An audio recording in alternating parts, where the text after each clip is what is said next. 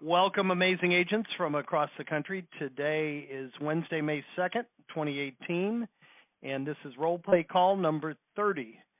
And we only really have one rule on this call. I was just covering that before I turned the recording on, is we want to keep this in the form of a role play. We want to have you be able to practice and hear, good ways to handle these situations. We also, like Chad just said, we want to hear what's working for you. We learned a tremendous amount from our subscribers. We only have 2 people in the queue, guys. We have room for plenty more. So if you would like to actively participate, just hit *6 and then hit 1. And first up is a brand new subscriber. So phone number ending in 0344, you're up first. I think that's Mona, right? Hi, yeah, this is Mona. Hi, Mona. Did you have, I know this is your first call. This is a role play call. Did you have something specific that you wanted to role play with Chad? Yeah, definitely. This is a new subject for me. I have a little idea about the probate and how does it work, or any questions. And I put offers on listing that they are estate sale. But I like to start from the beginning. So I don't know what to start. I have nothing in front of me to ask. But okay. All right. Well, good place to start then. Why don't you be a seller and just let Chad call you, and you can kind of hear how he would handle it. Just calling a prospective seller, personal representative for the first time, and okay, you just awesome. All right. Well, we'll let you be first up. Thanks for volunteering. Thank so, you. Chad, this is Mona. Okay. And before we get started, Mona, thanks for stepping up. I want to point you to a couple of things since you are new. In the fast track training, which is the first training you saw from us when you first logged into the subscriber portal, in video number 3, there's a download. Once the video finishes, you'll see the probate seller interview sheet. And that's what we use in lieu of a script, because these conversations can go in really an infinite number of directions because we're offering multiple offers and solutions. So it's almost impossible to script the conversation, and it's really easy to get somebody off script. So rather than teaching you scripts that you'll get off of and then be lost, we try to teach you what information you need to gather and in what order has worked best for us. So, well, if you... Sorry, sir, thank you for everything. Can you speak a little louder if you don't mind? I'm doing the best I can. I'm okay. I'm in a locked room talking loudly, so. Okay. Sorry if I'm not clear. Jim, can you hear me okay? Yeah, I can hear you good. Okay. I'll try to speak up some more.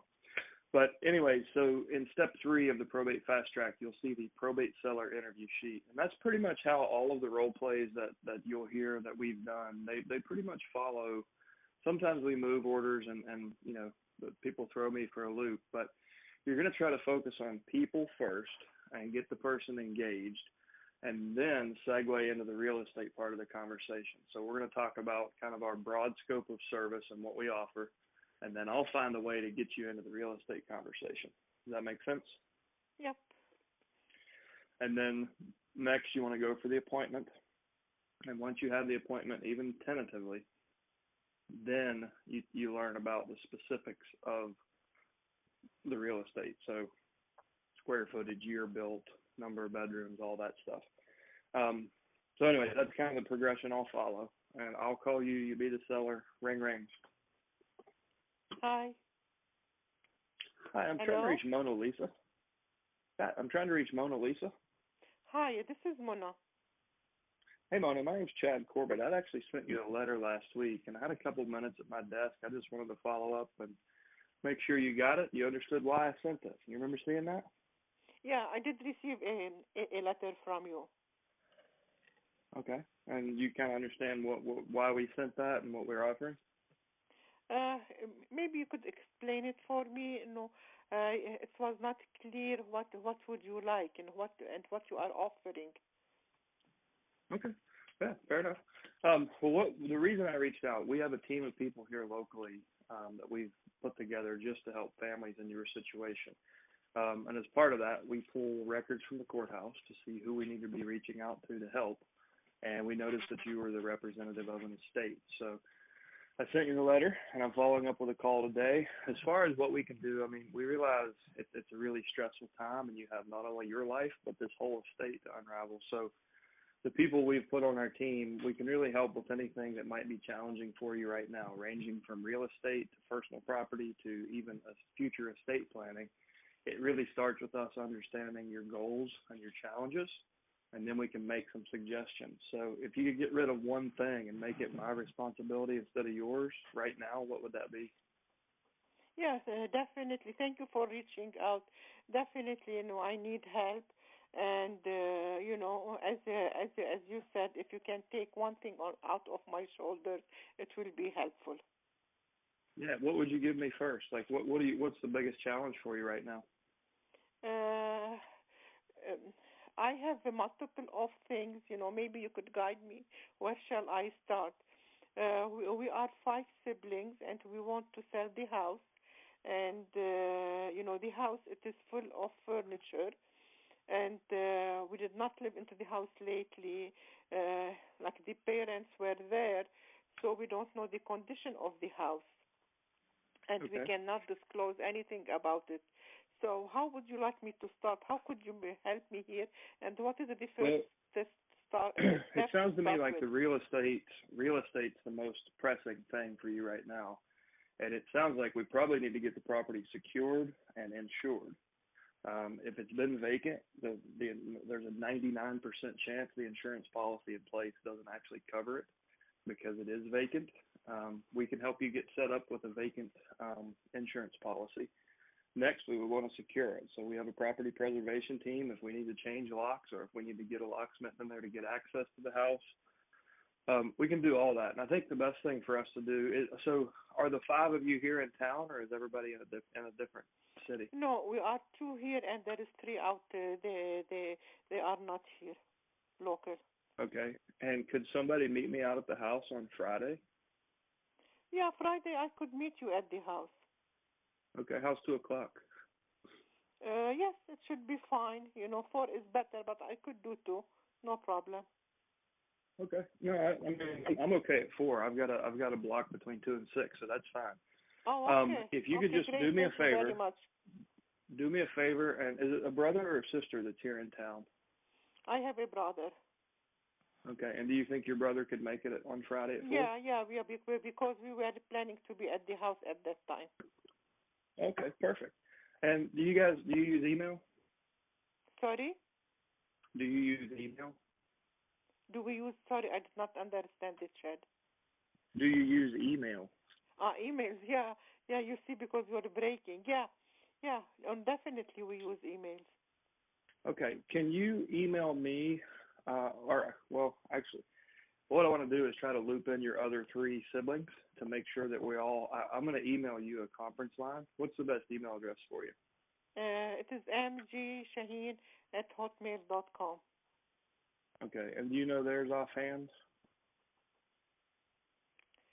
Sorry, you're Do you know breaking. their email addresses? Oh, no, I do. I do the email of my other siblings. Yeah. Okay, and I'll pretend you gave me those. So what I'm going to do, I'll send a meeting request with a conference line, and that's just just really simple. They can dial in, and then I'm going to do 2 or 3 hours of homework between now and the time we meet to kind of make sure I can give you guys good advice on market conditions and what I think that your options are. So I'll email them a package that they can either print off or just look at. But we'll all try to get on the 3 of us. We'll get the 3 of them on the phone, so we're all on the same page. Does that make sense? Oh, okay. So yeah. Because what we find, like if we get deep into the conversation and make decisions that we didn't expect to, I just want to make sure everybody in the family feels included, right? Because the last thing we want to do is make your situation any more stressful than it already is. So we try to just include everybody so nobody feels left out, especially family members that are out of town. Okay? Yeah, is it okay with you if we can meet me and my brother, and then and then we could share this with our siblings? Actually, no, because I think that I'm creating unnecessary risk for you socially. I've seen this blow up in people's faces before. For example, if your siblings think the house is worth $1 million, and you and I and your brother sit down and look at a comparative market analysis and decide that we can probably only sell it for $250 in its current condition, then me, you, and your brother just stole $750,000 from your other three siblings. So we don't have to, they don't have to be part of every conversation, but I insist that they're part of the first conversation if they're an heir to the estate, because it could blow up in my face and yours. And if we can just get together for a 30 minute to an hour conversation, that's all they'll have to do throughout the whole process. I'll handle everything else. But I do want people to understand my intentions and to feel comfortable that the family is working with the right professional. Does that make sense? Oh, okay. So if we can get everybody together just for that first conversation, then from that point on, it doesn't matter to me. You and I can work just one-on-one and kind of execute the plan. But I do like to include everybody in the beginning. Okay. Okay. Okay? All right. Well, I've got you down for Friday at 4. If you could, please let them know that I'm going to be sending them an email both right now with a meeting request, and then probably tomorrow with kind of the package that we'll review. And then I'll see you guys out there on Friday at 4. And real quick before I go, can you answer a few questions about the property for me so I can do my Yes. do my homework? Okay, great. And I'll break script. So from this point on, I'm going to focus on the specs of the home, so square footage, bedrooms, baths, condition. Then I'm going to move into the personal property, because I want to know how what the situation is with the personal property, so I'm prepared when I get there. And then from there, I'll move on to finances. Are they willing to put money into the home? Are they willing to make any repairs? Because if it won't pass inspections and there is no money, then I'm looking at a cash offer or as a sale versus a conventional option. So the more questions I ask, the better prepared I can be to provide real options, ranging from a sale in 2 or 3 days cash to a complete renovation and absolute top equity out of the home. And so I need to gather enough information to be able to provide real options. So I'll talk to you for probably another 10 minutes to get that information. And we kind of break this whole conversation down in Probate Mastery. It takes 2 hours to do this and to explain every piece of what I was doing. But that's pretty much how every call goes, and that was really realistic. So I focused on the people and the broader situation, and then I waited until you brought up real estate. Then I engaged with you. So I didn't shut you off or make you feel like I was a predator trying to steal the real estate or anything. You brought it into the conversation, not me. And that's very often how it happens. If you can be patient enough to ask good questions and emotional questions and get them to bring to the surface what the biggest pain is for them, 9 times out of 10, it's the real estate, because they've got the personal property and the payments and the reverse mortgage and all the things that real estate brings. It's usually the biggest asset in the estate. Therefore, it's the biggest problem and the first one that needs to be dealt with. But the biggest mistake most agents make is they just go straight, like a FSBO or expired. They go straight into the real estate and they say, well, I see you're the executor of the estate of a house at 123 Walnut Street. Are you going to sell it? And they get hung up on and can't figure out why. And it's because they weren't focused on service. They were focused on commission. So that's kind of why we order it the way we do. So people first, then real estate. Oh, okay. Okay. Does that help, Mona? No, yes. Oh, no, thank you. Thank you. No. Keep showing up for the calls and keep participating. We appreciate it. We have 2 more in the queue, guys. We have plenty of room for more, so hit *6 and hit 1. And then next up is phone number ending in 8634. You're up next. Hello. Hello there. Can you hear me? Okay. Yep, we can hear you. So I had this actual scenario. So if he wants to start calling me, I'll explain it. Okay, great. We'll blindside him. See if you can stump him. Nobody's stumped him yet, so see if you can stump the coach. Come on, we got to have a big bounty if you do it. Go ahead. Do you want me to start? Do you want me to just start and go through the whole? Yes. You want me to go through the whole conversation? Yes. Okay. Ring, ring. Who am I calling? Hello? What's your name? My name's Cynthia. What was your name? Fairhurst. Cynthia. All right. Hi, this is Chad. I'm trying to reach Cynthia. This is she. Hey, Cynthia. I sent you a letter last week. I had a couple minutes in my office to catch up on calls, and I just wanted to touch base and make sure you got it. And it's all taken what care is? of. What's taken care of? It's all What's taken taken care of? It's all taken care of. I'm not sure what you're talking about. That's exactly what happened to me. I called this lady, and that's all she would say repeatedly over and over and over. So what I would try to, and you broke script. You gave up. That's probably the point where she would have. So that's probably the point where she would have given up too. If like I'm gonna play stupid, like I'm a freaking carpet salesman for all she knows. So I haven't said anything. I haven't identified myself as a realtor or said what the letter was about. So until I can break her pattern, I'm just going to mirror her pattern. So if she's going to be a smart ass and keep doing that, then so am I. But I'm going to be a bigger smart ass than her until I can break her pattern and kind of shock her nervous system. And then her ears will be open. And then we can have an adult conversation or she can hang up on me. Either way, it's better than giving up, right? But if somebody tries to do that to you, just... The problem I have is I'm an introvert, and I have an issue pushing people. And so I don't know where to go from there.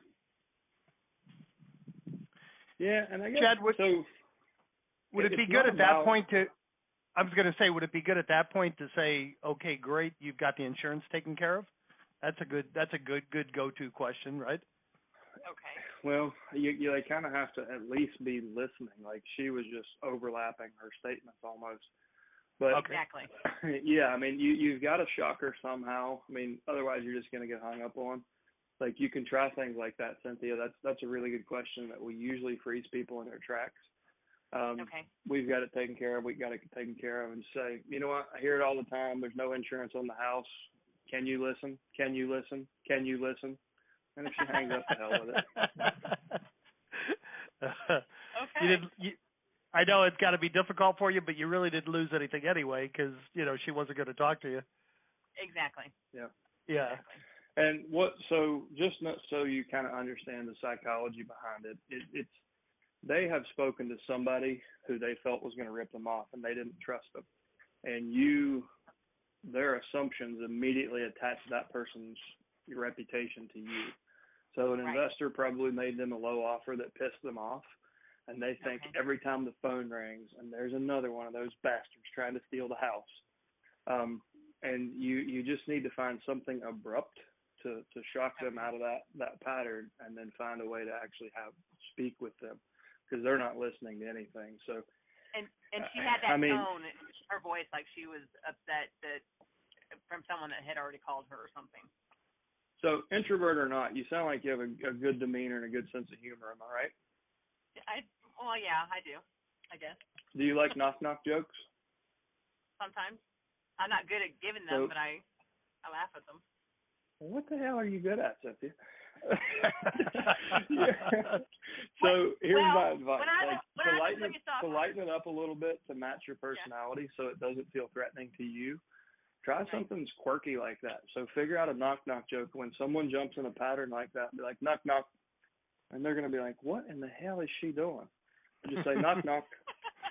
Knock-knock, and wait till they answer. If they engage with you, then you're in control of the conversation. And then say, come up with a joke that is relevant to the conversation. Yeah, I'm on the spot right now, but think about it. Like, knock-knock, what's the best thing that's happened so far to you today? Or I don't know, but you might consider something like that, a little softer approach that'll match your personality, but achieve the same thing. The goal is to say something that they completely didn't expect, so they jump out of that loop and actually become part of the conversation. I like that. Okay, I'll have to come up with something. I was going to share with you too, Cynthia. It may be that someone did try to burn her in a real estate situation, or somebody else called about the estate. It might just be as simple as the fact that people are preconditioned to be defensive against being sold. I mean, let's say you got to go to a wedding and you need a new dress, and you go into a nice store, and the clerk walks up and says, "Can I help you?" the first thing you're going to say is, "No, I'm just looking." I mean, you're there to buy a dress, but you don't want to be sold. When the fact is, you really would like some help, but you want to be helped in a way that doesn't force you to do something you don't want to do. So you just have to convey that real quickly, that that's not why you're calling, and that's the whole purpose around these. And, people like that. You're probably only going to convert maybe 10 or 20% of them, but you might as well have some fun and give it a try. What do you have Cynthia, to lose? I've got it. Knock, knock. Okay. Who's there? Cynthia. Orange. Orange who? Orange, you glad you didn't hang up on me because I'm different than all the other people? There you go. Well, I think also my hesitance also comes from because I'm new. I'm not only new with the probate, but I'm also a new agent. And so I'm still learning the ropes and what to say and how to say it and everything. But when I was a police officer, yes, I was a police officer even though I was an introvert. One of my sergeants said, if you know what you know, you're headstrong and you just go after it. But if you don't know, you waffle. And so that's kind of, I think, the same thing here. It is. So, and that's, you'll hear me say in training, if there's any one gift that I could give each of you guys, it would be confidence. I never studied scripts or wrote any of this down. I just knew that these people were better off hearing from me than not. And that just always gave me the energy I needed to push through stuff like this. So when you really believe in what you're doing, your language will kind of come to you. Like when you're proud of your offer and you can't wait till that person actually listens to you, you'll find the language. Okay. Well, and that's kind of what I'm hoping the mastery classes will help with tonight. So. So we're going to spend tomorrow, we'll spend 2 hours breaking this conversation down into a really granular, like into layers almost. So you'll learn a lot from that. Okay. Well, thank you guys. All right. Thank you, Officer. Officer Cynthia. Thanks for participating. We appreciate it. We only have one more person in the queue, guys. We got room for more. Just hit *6 and hit 1. Right now, the only other person in the queue is the phone number ending in 2468. You're up next. Hi, guys. This is Matt. Hey, Matt. Thanks for participating. Welcome. You bet. So do you want me to tell you the scenario or do what Cynthia did and just ask you to role play my call? Yeah, but put Chad on the spot. Hit him like you would on a normal call. Don't make it easy on him. With business partners like you, who needs enemies? Just let him call you. Okay. All right. Ring. Hello. I'm sorry. What was your name again?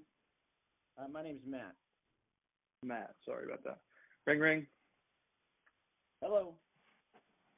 Hi. I'm trying to reach Matt. Yeah, this is Matt. Hey, Matt. My name's Chad. I sent you a letter a couple of days ago, but I had a couple of minutes at my desk and just wanted to follow up and make sure you got it and you understood why we sent it and what we could help you with. You remember seeing that? I didn't get your letter. No, I don't recall it. Well, fair enough. You got me live, so that's even better. My letters don't tend to answer questions very well, and I'm pretty good at it. So the reason I'm reaching out, we've built a team of people here locally that focus on helping families that are going through the probate process because we have a lot of experience. You're calling about the house that I have for sale? Not necessarily. I was actually calling more about your overall situation to see if there's any way our team can help you. It sounds like you have a house, and that might be a stress point for you. Here's what we're pretty far along through the probate process. We've got a house for sale. I'm not listing it with any agent. I'm taking cash offers only from cash buyers. Are you a real estate agent or are you an investor and a contractor? I've done both. I've also done private equity. If you want me to raise $1 million so we can renovate it, would that be of interest? No, we're going to sell it as is. Okay. And we've got a couple offers now, and we're considering offers through the end of the week. Okay. If you don't mind my asking, what's the strong motivation that you have to give up so much equity? I'm sure you've considered you're going to sell at a deep discount, right? I going off script, Chad, I didn't ask that question, so I don't have the answer for you. How would you answer that? Like, they're going to stop. So, I mean, if you want to go off script now, we can. The thing is, most people think in the beginning, most people. This is what I did say to her, and I have an appointment with her actually in 2 hours at her house. Okay. I said to her that I have flipped houses, which I have investors that buy houses, contractors, and I'm also a real estate agent, and I'd like to meet with her at her house and just discuss it with her. So I've got an opportunity. Here's where I was headed with it in a couple hours. Here, I was being a smart ass about private equity because I wanted to get your attention. But where I was headed with this is I was going to turn it around and not talk about me anymore until I revealed her biggest problem. And her biggest problem is she's leaving equity on the table. Now, I want to know, is there a legitimate reason, or is somebody bullshitting her, telling her the house is in unsellable condition and she's been lied to, and she's going to give that equity away to one of the investors she's already met with and gave her an offer? Or is there something there that says, she's got to have money next week? And that's not usually the case. So I want to slow it down and show her her own pain point that she might not be looking at. You're going to lose a ton of money by making assumptions. So we can have an adult conversation. You can work with a professional, and you can say no when I get there. But wouldn't you like to know your options? Wouldn't you like to know just how much equity I'm talking about that you're leaving on the table? Wouldn't you like to know what I can sell it for 7 days on MLS? So that's where I would try to head with the conversation is a lot of people who want a cash offer they don't know how that business works. They don't realize that they're going to sell at a 20 to 40% discount for the convenience of a non-contingent contract closing next week. So they haven't yet thought about how much they're giving up for that convenience. And if there's not a good reason for it, then they probably shouldn't do it. Now, there are people who legitimately need to sell like yesterday, and I've bought houses that way. But I always try to make sure it's in their best interest and they understand their options before I make that offer. So that's where I was headed with it. If you can just... Congratulations on, you did something right to get the appointment. So, Chad, knowing what we know now, how would you advise him to proceed when he shows up in 2 hours? What would be, do you want to role play that with him or just kind of give him some advice? There's not much to role play. I doubt he's going to get back on the phone with her. No. He said he has an appointment in 2 hours. Right. And I'm saying, so let me give you advice on what to do with the next 2 hours first. Right. So you have the property address, right? Yeah, I've run all the comps, and there's actually 2 vacant properties nearby. I'm going to go out and see those before I see her property. All right. And she told you it was in horrible condition, or that she was just selling out of this? Did she give any indication of the condition? She didn't give me any indication of the condition. I don't know. So here's what I would do. There's a tool that we provide you. I believe it's in step 3 of Fast Track called the Seller Net Sheet. And it's just a calculator that runs 3 scenarios beside of each other. I would put in that net sheet cash, as is, retail. And I would run 3 scenarios. I would run what I think an investor will pay her today and close next week. What I think I can put it on MLS for, making assumptions about the condition. What I can sell it for on MLS in less than 7 days. To me, that's as is value. And then what I could sell it for if we cleaned it out, we're willing to do post-inspection repairs and maybe even do, some upgrades and show her that number. Well, what happens with that sheet at the bottom in bold black? There's 3 numbers at the bottom. One's really freaking low, one's really high, and one's probably where she wants to be. She probably doesn't want to do the work and work with, contractors and worry about inspectors and all that. She probably doesn't want to sell for that low number. So the middle ground, that as-is sale, is where most of these will likely settle into. And the as-is price, you can easily sell that to a landlord on MLS in 7 days. Like, someone will grab it because rents are so strong right now. So you can sell stuff at, with good photography, no matter how crappy the house is. good long exposure or HDR photography, well, I've been able to raise the price like 20% with photos. So you take that house, dump it out through your cash buyers list, and put it on MLS. You can probably sell it as is and close quicker than the investor. Investors usually market, cash close quick, but quick is, when they sit down with their contract after they've gotten in the door, it's a 30 to 45 day window. Hell's bells, I've sold stuff on MLS in 46 hours is my record from contract to keys. I did an MLS sale in 46 hours, and it was a 10-unit apartment building to a cash buyer, but we did it on market.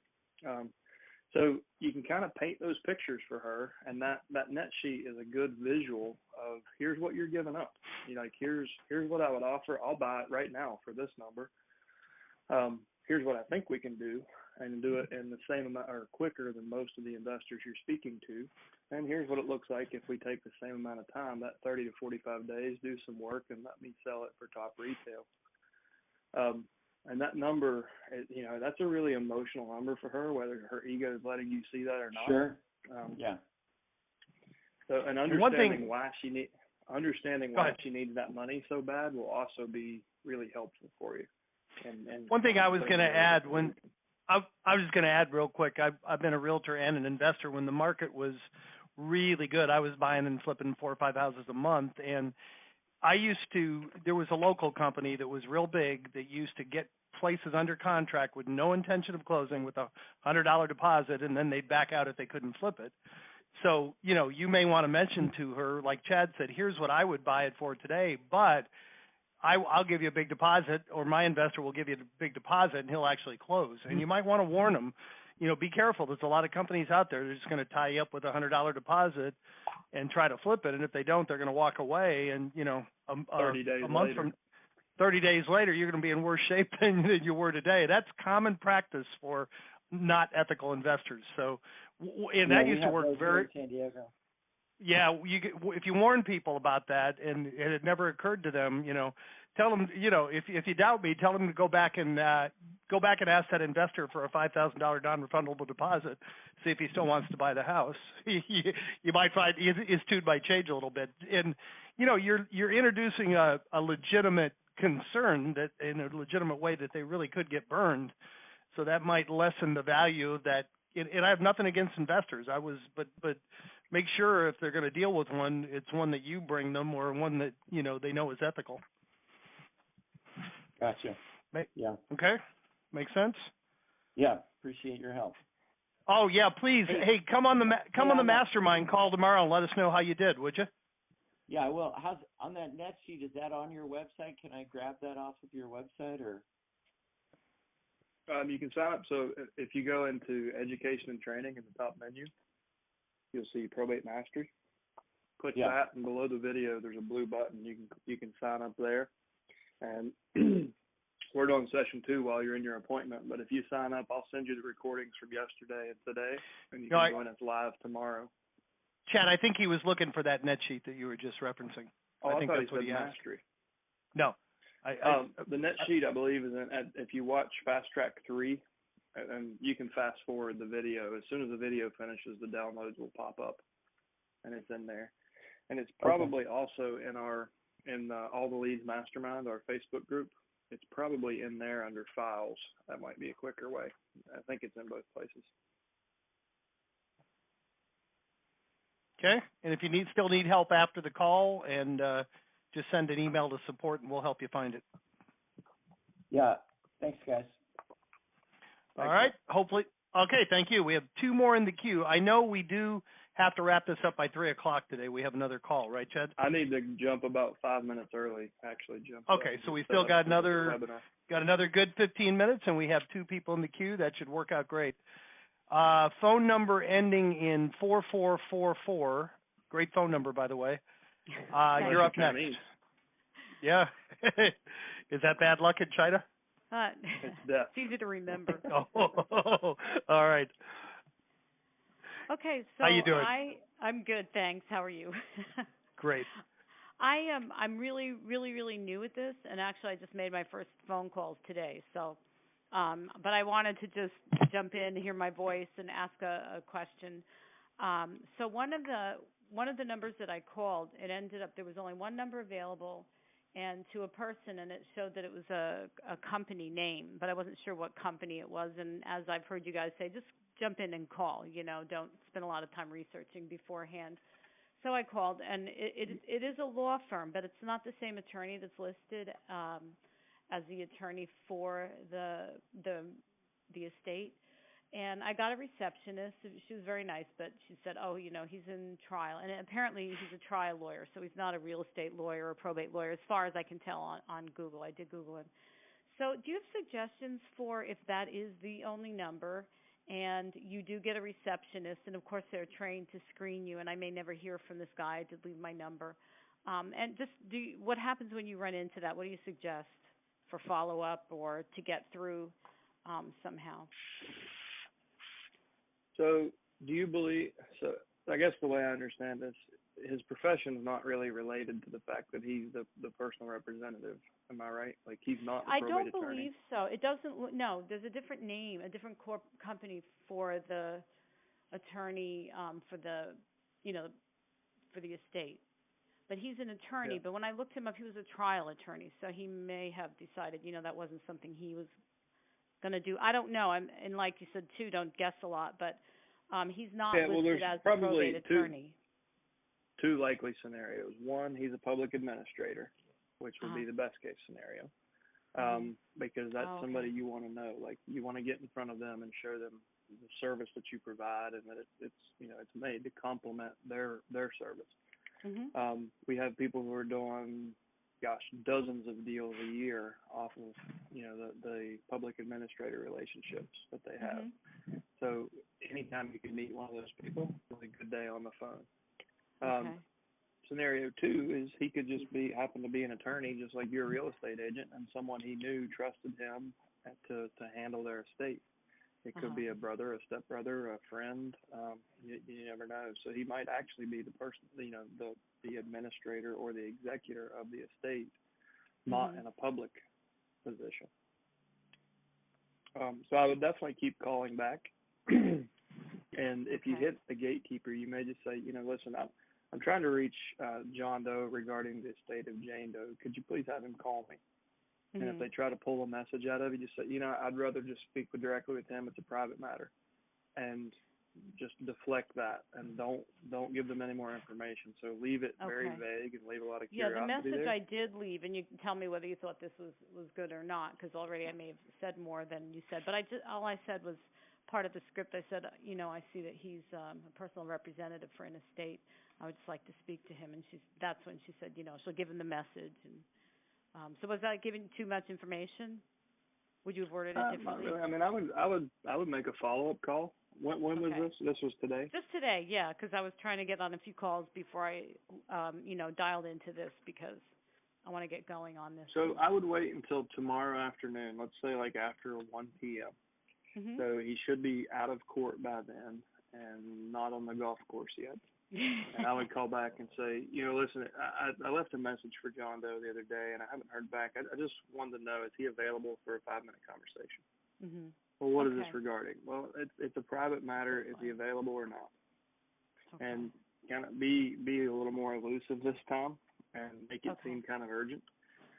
If he's in there, you'll find out. He may be busy, but regardless, call back and create a little urgency for that gatekeeper. And the second time she takes him that message, he's going to go, who in the hell is this and what does she want from me? And you'll probably get the call back. Now, just understand that conversation might be kind of rocky in the beginning. So he may be on guard and defensive, and you just need to make sure that you control your emotions and don't make it that way. You need to calm him down and make him comfortable, because you've been kind of elusive with his gatekeeper and you've called twice. So because of the typical attorney personality is going to be like, what is this about? Why are you calling me every day? And you need to be able to disarm him and not take that personally. So that's kind of the backfire of leaving vague messages is people sometimes are on guard when you start the conversation, which is not a problem as long as you manage it. But when people get intimidated and start getting marble mouth, that's when it goes off the rails. So just expect that. Okay. Yeah, I just wonder if I should have just said, that's all right, I'll call back, and not even left any information. But Yeah. okay. No, thanks. That really helps. All right, we have Thank one you, more person in the. Yeah, thank you. Appreciate you participating. One more person in the queue. Right now, the last up this week is phone number ending in 7391. You're up next. Hello, my name's Keith. How's everybody doing? Hey, Keith. Great. Thanks for participating. Thank you. Would you like to role play with Chad? Sure. I don't mind. Let's do a little bit of role play. All right. This is Keith. Chad, give him a call. Anything in particular? Or you gonna surprise? Today's like surprise day, huh? Yeah, I want to start. I'd probably say probably calming down someone that you call and they're already kind of mad because they've already been hammered with a couple of other people trying to help them out on the probate. Okay, fair enough. Ring ring. Hello. Hi, I'm trying to reach Keith. Yes, this is he. Oh, hey, this is Chad. I sent you a letter last week. Had a couple minutes in my office, and I just wanted to follow up, make sure you got it and you understood why we sent it. You remember seeing that? No, I don't remember seeing a letter. What does this pertain to? Even better, you got me on the phone, so we can have a conversation. The reason I reached out, we built a team of people here locally to help families who are going through the probate process. Because we realized kind of how much of a need there was in the marketplace. So we go to the courthouse and we pull records, and that's how we noticed that you were the personal representative. So really just reaching out today to see, what the family's goals and challenges are, and if there's anybody on our team that might be able to step in and take some of that off your plate. What's been the toughest thing for you so far? Well, the toughest thing for me so far is having some people like you call my phone and tell them that they can help me out. Are you another investor that's the hard part, right? Me? What's your count? How many have you gotten so far? I don't know, man. I've lost count, but I'm getting kind of frustrated. I mean, could you just call me another time, or could you just send me something else in the mail and call me later? No, I'd rather stay on here and tell you how I'm different if you want to listen to it. What makes you different? What can you That's really the question I was looking for, Heath. Now we're talking. Listen, man, I understand your frustration. A lot of the folks we work with, the conversation starts this way. There are a bunch of hucksters out there that are pretty one-sided in their offer, and they're just looking to try to get your house and do something with it as quick as possible to make money, right? This is true, yeah. All right. So think of our service. We're kind of the hub and the wheel. So we are the probate specialists. We have real estate brokerage, real estate investors, contractors, clean-out crews, estate planning services, senior moving companies, property managers. So we try to focus on the people in the situation and understand what you're going through. And if you need to sell real estate, then sure, that's easy. We do it every day. If you need to get a house cleaned out, we do that every day. If you need to get your elderly mother into suitable housing and get Medicare to pay for it, we can do that too. It really starts with us sitting down and having a real conversation to understand what your goals and challenges are, and then we'll turn the team members we need to loose, and your challenges will be our challenges. So in a nutshell, we kind of make mountains into molehills. Does that make sense? It makes perfect sense, but Did everybody else offer you the same thing? You mean all those exactly. other guys didn't offer to help with all that? Some of them. I had one of them tell me that he could help me clean the house out and he could list a home and come over and give me a CMA on a couple of stuff. But he's supposed to be coming over sometime at the end of this week. So you do want to sell the home? It sounds like. Yes, possibly. It depends on how much I can get for. How much could you sell it for me? Well, I don't know. I don't have a magic 8-ball. I haven't been there yet. I'd love to meet up with you if you've got, just 30 minutes. We can sit down and kind of chat. I mean, what we try to do is meet up with whoever you feel like should be part of the conversation. Are you the only executor, or are there co-executors? Yes, or do you feel like should be part of it? I'm the only one with my grandmother's property. Okay. And would you have a wife, or do you feel like she should be part of it? No, I'm single. Okay. Well, I've got a spot on Friday. Looks like I'm free between like 1 and 4. Does that time work for you? Friday 1 to 4. Yeah, let's try that. How about 2:30? Okay. Yeah, that's fine. So I'll put you down for 2:30. Just so you know what to expect. I mean, we're going to ask a lot of questions because we're going to have a lot of opportunities to help. So I'm going to do some homework and kind of show you what the real estate looks like selling it for cash versus in its current condition versus us putting a little time and effort into it to get the most amount of money. What's more important to you, time or money right now? Definitely my time right now because this is taking up a lot of my time. But let me ask you, when you get here, are you gonna have me sign a contract or something like that, or am I going to be obligated to sign anything when you get here? You're not obligated to do anything. I'm working with you, so I bring paperwork on every appointment because most people ask me for it before we're done with the meeting. You're not going to see me pushing something in front of you and bullshitting you. If you want to do business with me, you're going to ask me, right? Correct. Right. So you'll find that it's probably a lot different meeting with me than the other people. I guarantee you I'll put your interest first, whether I make money or not. And worst case scenario is you tell me to move on. You're going to sell to some guy who's way less qualified that's paying you, you're going to sell to him at a discount. What I find is usually when people are in this situation, once we sit down and you kind of look at the options and the black and white and the real numbers, you realize that you're willing to wait another 30 days for another 30 to 40% of equity. You've got one of grandma's house. So is the best thing to do dump it and get 70% of the money now, or be patient for another month and get 100% of what it's worth? And only you can answer that. But I'll present the facts and you can make a decision and you decide if you'd like me to help you.